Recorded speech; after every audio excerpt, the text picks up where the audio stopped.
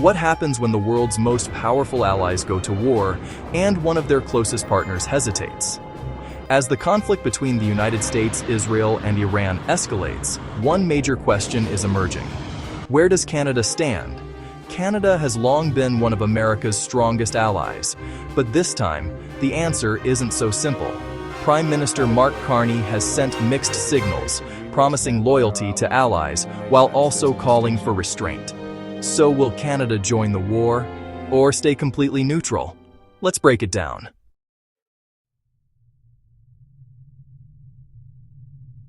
During a press conference in Australia, Prime Minister Mark Carney made a statement that caught global attention. He said Canada cannot completely rule out joining the war if circumstances change. In his words, one can never categorically rule out participation. We will stand by our allies. But he also made something very clear. Canada was not consulted before the military strikes on Iran were launched by the United States and Israel. Carney even suggested that the strikes might be inconsistent with international law, while still acknowledging the security concerns surrounding Iran's nuclear ambitions. So Canada's message right now is complicated. Support the allies, but avoid direct involvement.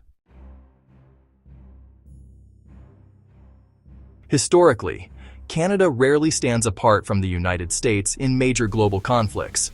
The two countries share the world's longest undefended border, deep military cooperation and intelligence partnerships through alliances like NATO.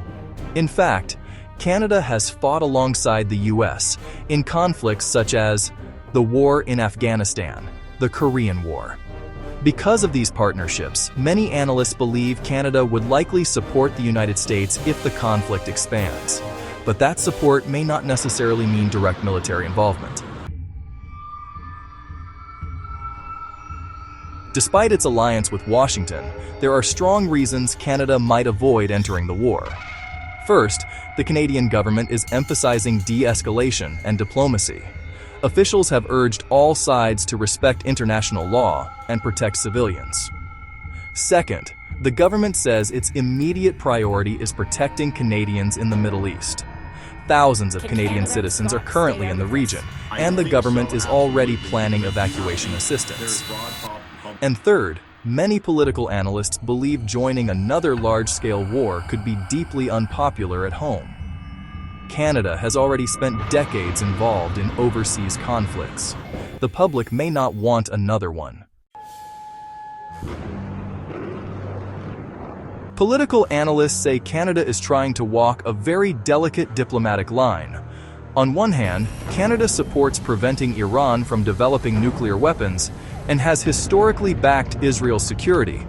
But on the other hand, Canada also wants to avoid being pulled directly into a rapidly expanding Middle East war.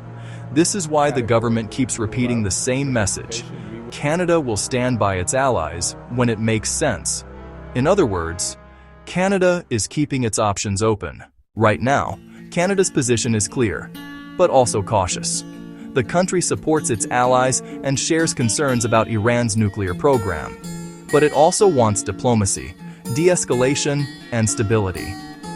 So the real question is not if Canada supports the United States and Israel. The real question is, will Canada actually enter the war if the conflict grows? For now, the answer is still uncertain.